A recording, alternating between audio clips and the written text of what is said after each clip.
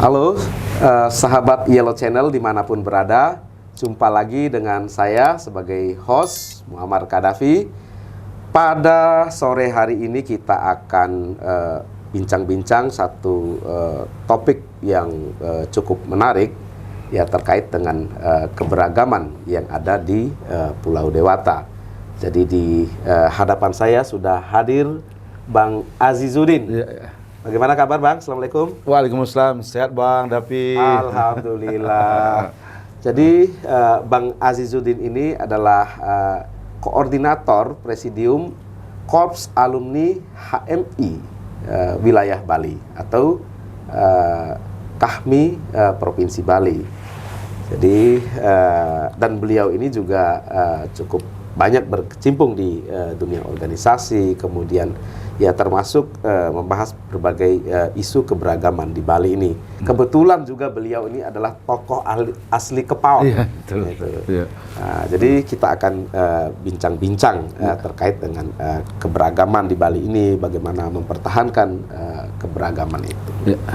Itu ya kira-kira. Ya, siap Bung Davi. Nah, kalau menurut pandangan Bang Aziz itu selama ini, apalagi Bang Aziz ini kan memang orang yang sudah lahir dan besar di Bali, bagaimana melihat dari sisi historisnya dulu tentang keberagaman ini? Iya, makasih Bung Davi.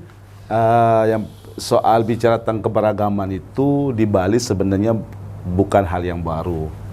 Itu sudah terbangun sejak zaman dahulu, yang dimana kolaborasi ini sudah tercipta secara kultural. Ya. Jadi terciptanya kolaborasi ini dan harmonisasi kerukunan dan keberagaman ini sudah tercipta sejak kultural, sejak zaman kerajaan sampai masa saya kecil. Jadi cuma saya kecil dulu, tanpa saya dikasih tahu apa itu keberagaman, saya sudah melakukan itu dalam konteks pergaulan, dalam konteks kemudian sekolah dan sebagainya. Itu mungkin blast itu tanpa di by setting kita udah melakukannya. Ada nggak contoh-contohnya? Contohnya misalnya dulu kita zaman dulu tuh sekolah misalnya, kita bersekolah itu ya sudah kita berkolaborasi karena satu sekolah itu semua agama ada dan bahasa yang kita gunakan murni bahasa Bali seperti itu. Dan saat kita habis sekolah misalnya kita mau nonton televisi itu di teman kita yang beragama Hindu. Kadang-kadang kita tidur pun di rumah teman kita yang beragama Hindu seperti itu. Itu yang terjadi saat dulu seperti itu. Nah, kemudian perkembangan teknologi, kemudian banyaknya sekolah, memang itu salah satu faktor kenapa seolah-olah ya ada sekat. Sebenarnya tidak ada sekat itu juga karena bagaimanapun Indonesia ini ataupun Bali khususnya itu tidak akan bisa lepas dengan kolaborasi dan harmonisasi seperti itu. Jadi itu mungkin kalau bicara keberagaman sudah final di Bali. Nah, seperti itu ya. Sudah final walaupun ada faktor-faktor tertentu mungkin itu perlu adanya sebuah ya mungkin perlu ada lebih banyak memunculkan sebuah kolaborasi dalam arti teknis di lapangan ini yang kadang-kadang membuat kita agak sedikit khawatir juga ya karena banyaknya sekarang contoh misalnya sekarang orang main di lapangan itu kan tidak kayak dulu. Sekarang orang mainnya mungkin lebih eksklusif seperti itu. Bermain di tempat-tempat yang mungkin dia tuh asik dengan dirinya. Anak muda kita lihat sekarang mungkin asik dengan HP-nya dan sebagainya. Nah, kalau menurut Bang Aziz gimana itu? Ternyata kan memang secara historis itu keberagaman, kerukunan antar umat beragama, antar suku, antar ras di Bali itu udah terbina jauh hari sebelumnya. Bagaimana mempertahankan itu kira-kira? Yang pertama mungkin di kalangan tokoh-tokoh kita, khususnya mungkin di politik misalnya, janganlah menggunakan identitas dalam melakukan giat-giat politik seperti itu. Karena bagaimanapun kita ini sama seperti itu. Ya, tidak bisa kemudian kita jadikan agama sebagai sebuah identitas politik yang kemudian menafikan agama lain, suku dan sebagainya. Itu tidak betul. Malah yang dikembangkan ada sekarang bagaimana banyak kiat-kiat sosial ya, kiat-kiat keagamaan yang itu sifatnya kolaborasi. Sehingga sekarang kata namanya moderasi beragama. Moderasi beragama itu kan kita yakin dengan akidah atau keyakinan kita masing-masing, tapi dalam konteks muamalah bahasa Islamnya, dalam konteks sosial itu harus bisa menjaga antara keyakinan diri kita dan keyakinan orang lain. Nah inilah yang di Bali ini termasuk sudah terbangun banget dan sudah begitu luar biasa mendapat pujian-pujian dari manapun. Nah mungkin dan banyak juga mungkin saat ini yang kita lakukan, contohnya mungkin dari tingkat bawah ya. Contohnya misalnya perlu digalakkan. Ini yang mungkin perlu partai di Bali mungkin menggagas bagaimana ada seketerutuni yang itu bukan hanya berbasis satu agama seperti itu. Dulu waktu saya masih membina warga anak muda Kepaon dulu, saya membentuknya nama Seketerutuni Al-Kafah. Itu murni itu anggotanya kampung saya. Tetapi nama yang saya gunakan bukan baca masjid, tapi saya gunakan ada Seketerutuni Al-Kafah namanya, walaupun dalam bidang disesuaikan dengan dengan kearifan lokal.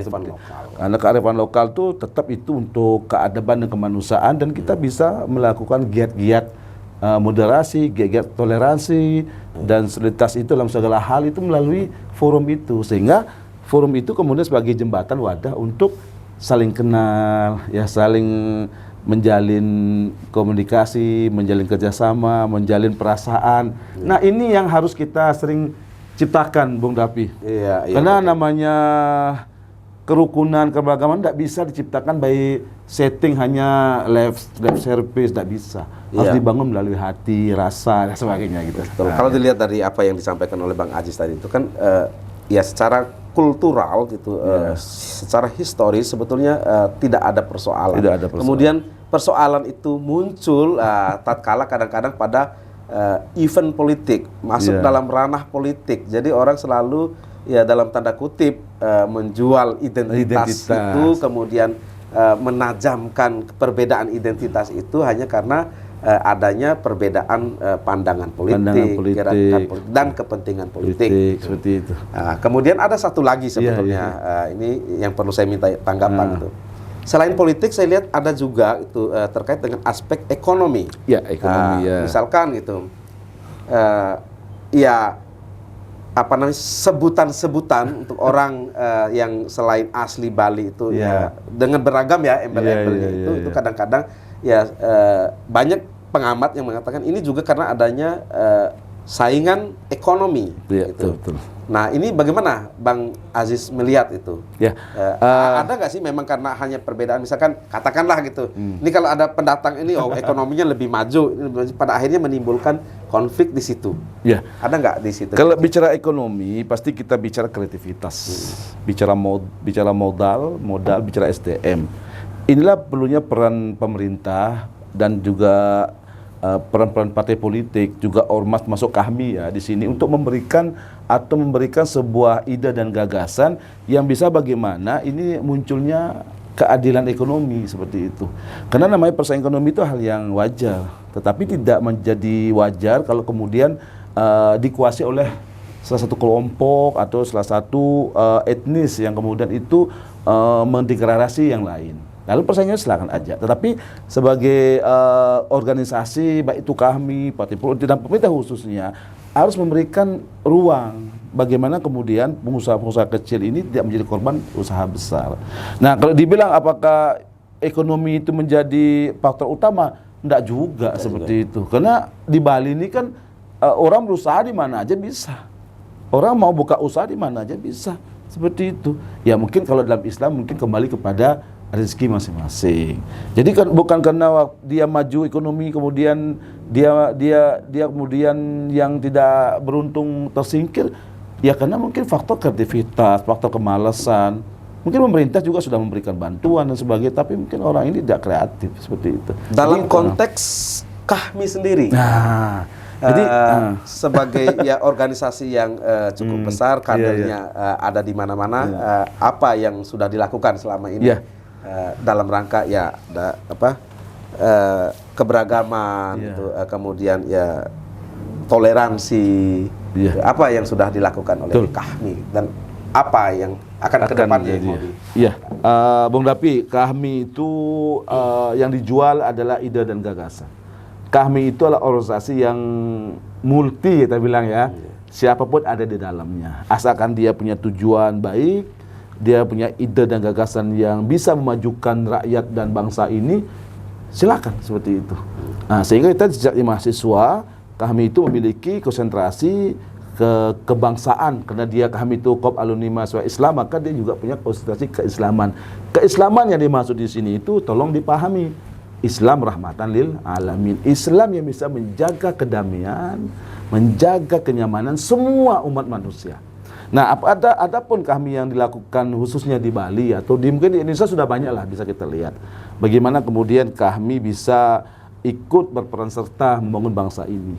Bagaimana kami kemudian ikut berperan serta dalam membuat kebijakan yang pro rakyat seperti itu.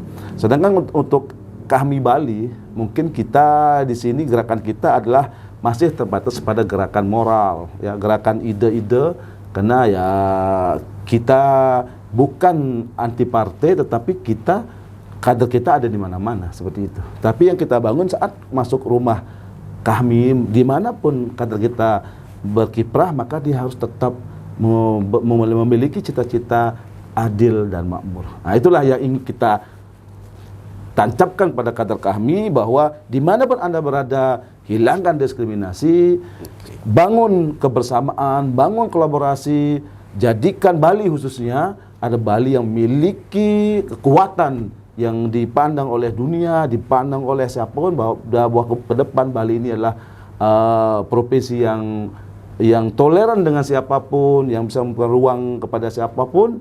Dan ingat, yang paling penting adalah kami harus bisa menciptakan kondisi bangsa ini atau rakyat ini, khususnya Bali, menjadi rakyat yang memiliki keadilan dan kemakmuran. Seperti itu. Okay. Pemirsa Yellow Channel dimanapun berada, saya pikir apa yang disampaikan oleh Bang Aziz tadi sudah cukup paripurna, sudah cukup lengkap.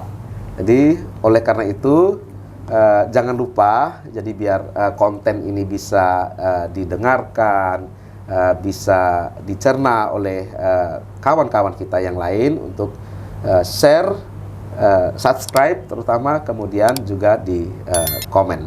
Demikian. Assalamualaikum warahmatullahi wabarakatuh. Om Santi Santi Santi Om. Terima kasih. Oke.